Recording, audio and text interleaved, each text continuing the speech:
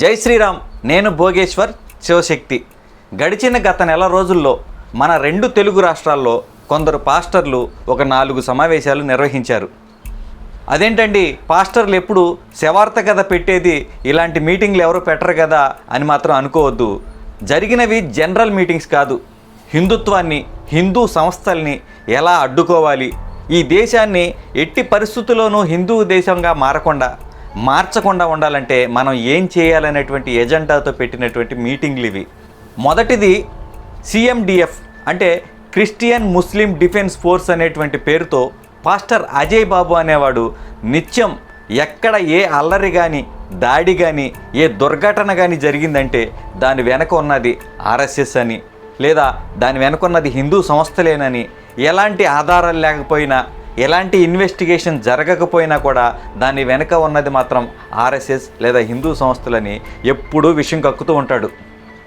ఒక పక్క ప్రపంచవ్యాప్తంగా ఉన్న ముస్లిం దేశాలన్నీ కూడా క్రైస్తవ దేశాలను ఆక్రమించడం కోసం యుద్ధాలు చేస్తుంటే, క్రైస్తవ దేశాలను ముస్లిం దేశాలుగా మార్చడం కోసం ముస్లిం దేశాలు మారణ హోమం సృష్టిస్తుంటే, ఇక్కడ భారతదేశాన్ని మాత్రం కైవసం చేసుకోవడం కోసం ముస్లింలను, క్రైస్తవులను ఏకం చేసి హిందువులపైకి దాడికి సన్నాహాలు చేస్తున్నాడు ఈ పాస్టర్ అజయ్ బాబు. వీడి ఏ వీడియోలో చూసినప్పటికీ కూడా ప్రపంచవ్యాప్తంగా క్రైస్తవంపై జరిగిన ఏ దాడినైనా సరే దాన్ని భారతదేశంలో ఉన్న అది కూడా ఈ 2 తెలుగు రాష్ట్రాల్లో ఉన్న హిందూ సంస్థలు అంటూ కనెక్టివిటీ లేకపోయినప్పటికీ కూడా ఆ అన్నిటినీ కనెక్ట్ చేసే విధంగా, హిందుత్వానికి అంటగట్టే విధంగా మాట్లాడతాడు. వీడిప్పుడు క్రిస్టియన్ ముస్లిం డిఫెన్స్ ఫోర్స్ అని పెట్టి ముస్లింలు, క్రైస్తవులు కలిసి ఈ దేశంలో ఉంటున్న ఈ దేశవాసులైనటువంటి హిందువులని ఈ దేశం నుంచి తరిమేద్దాం రండి అని పిలుపునిచ్చే విధంగా సమావేశాలు నిర్వహిస్తున్నాడు, మాట్లాడుతున్నాడు. ఇకపోతే రెండవది క్రిస్టియన్ ముస్లిం మైనారిటీ రౌండ్ టేబుల్ సమావేశం అని ఒకటి జరిగింది. ఈ సమావేశం ఏర్పాటు చేసినటువంటి ఛానల్ అతని పేరు యథార్థవాది. అతని లోగోలో ఏముంటుందో తెలుసా? ఒక మహర్షి ఫోటో, తపస్సు చేసుకుంటున్నట్టు ఒక మహర్షి ఫోటో ఉంటుంది. వీడి ఛానల్లో యథార్థమైనటువంటి ఏ విషయం కూడా చర్చించబడదు. యథార్థం కానిది ఏదైతే ఉంటుందో దాన్ని ప్రమోట్ చేయడం కోసం వ్యతిరేకార్థాలు వచ్చేలాగా యథార్థవాది అని పేరు పెట్టుకుని ఈ ఛానల్ నడుపుతూ ఉంటాడు. ఇతను కూడా గత వారం 10 రోజులుగా రౌండ్ టేబుల్ సమావేశం ఒకటి ఏర్పాటు చేశాడు. అయితే ఆ సమావేశంలో పాత చింతకాయ పచ్చడైన ఆర్యులనే వాళ్ళు భారతదేశానికి వలస వచ్చారని, వాళ్ళు ఇక్కడ ఉన్నటువంటి మూలవాసులైన SC ST వర్గాల వాళ్ళని అణిచివేసే విధంగా కొత్త చట్టాలను రూపొందించారని, అలాగే హిందూ అనే పదం అసలు ఈ భారతదేశానికి సంబంధించిందే కాదని, ముస్లింలు హిందువులను తిట్టడం కోసం సృష్టించిన పదం హిందూ అనే పదం అని ఏవో ఒక తలాతోకాలైనటువంటి 2 స్టేట్మెంట్లు ఇచ్చాడు. ఆ 2 స్టేట్మెంట్లు ఒకసారి కట్ చేసి చూపిస్తాను, చూడండి. RSS పక్కాగా ఇన్ని వర్గాల మీద దాడి చేస్తున్నప్పుడు దీన్ని ఎదుర్కొనేటువంటి మార్గం ఏమిటి? మ్యూట్ ఆన్ చేశారు. తర్వాత మరి ఈవీఎంలు ఈనాడు మనకు అవసరం లేదా? ఈనాడు అభివృద్ధి చెందినటువంటి దేశాలలో ఇంగ్లాండ్, అమెరికా, జపాన్ లాంటి దేశాలలోనే ఈవీఎంలు వాడడం లేదు. అలాంటిది మరి మన దేశంలో ఎందుకు? ఎన్నో విషయాలు వెనుకబడిపోయినా మనము ఓటేసే విషయానికి వచ్చేసరికి ఈవీఎంలు వాడడం అంత అవసరమా? మన దేశంలో ఇది ఎంత జరుగుతున్నది, ఎందుకు జరుగుతున్నది అని మనం పరిశీలిస్తే మన దేశం చాలా పురాతనమైన చరిత్ర ఉన్న దేశం. ఈ దేశంలో 2 వర్గాలు, 2 కమ్యూనిటీస్, ఆర్యన్స్ అండ్ ద్రావిడియన్స్. ఈ దేశంలో ద్రావిడియన్స్ ఉండేవాళ్ళు. ఆర్యన్స్ వచ్చిన తర్వాత అసలు ఈ సమస్య పుట్టుకొచ్చింది. వాళ్ళు ఈ దేశానికి వచ్చిన తర్వాత తన వర్చస్సును, తన అధికారాన్ని, తన పెద్దతనాన్ని చెలాయించడానికి ఎన్నో విషయాలు ఈ దేశంలో తీసుకొచ్చారు. ఫస్ట్ వన్ వ్యవస్థ తీసుకొచ్చారు.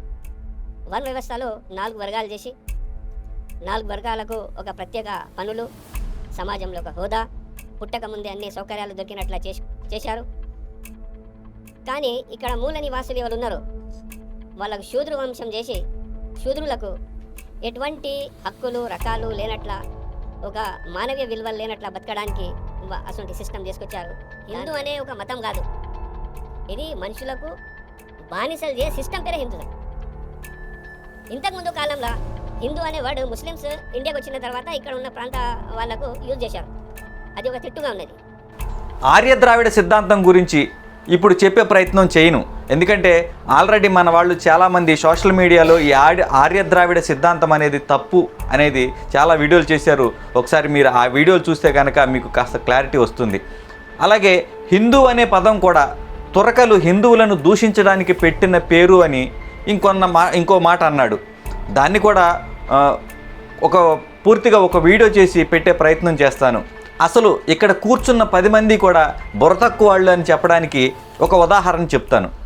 అసలు భారతదేశానికి ఈ తురకలు రాకముందే హిందూ మహాసముద్రం లేదా సింధు మహాసముద్రం, అలాగే హిందూ కుష్ పర్వతాలు, ఇలా అనేకమైన వాటికి హిందూ అనే పేరు ఈ తురకలు భారతదేశానికి రాకముందే ఉన్నాయి. ఇది ఒకటి చాలు కదా అక్కడ కూర్చున్న వాళ్ళందరూ బుర్ర తక్కువ వాళ్ళు అని చెప్పడానికి. ఈ రౌండ్ టేబుల్ సమావేశంలో చర్చించిన ఇంకో అంశం ఏంటంటే ఈవీఎంలు తీసేయాలి, బ్యాలెట్ ఓటింగ్ పెట్టాలి.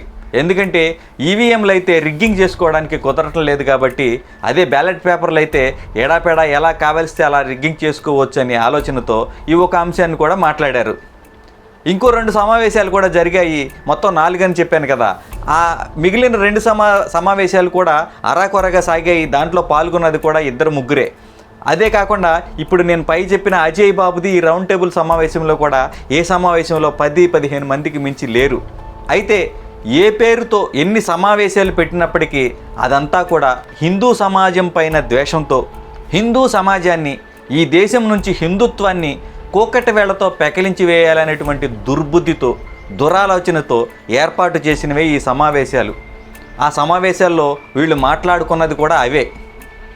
కాబట్టి హిందువులారా, శత్రుమూకలన్నీ ఏకమై ఈ హిందూ దేశంలో హిందువులను లేకుండా చేయాలనేటువంటి పన్నాగాలు పన్నుతూ ఉన్నాయి.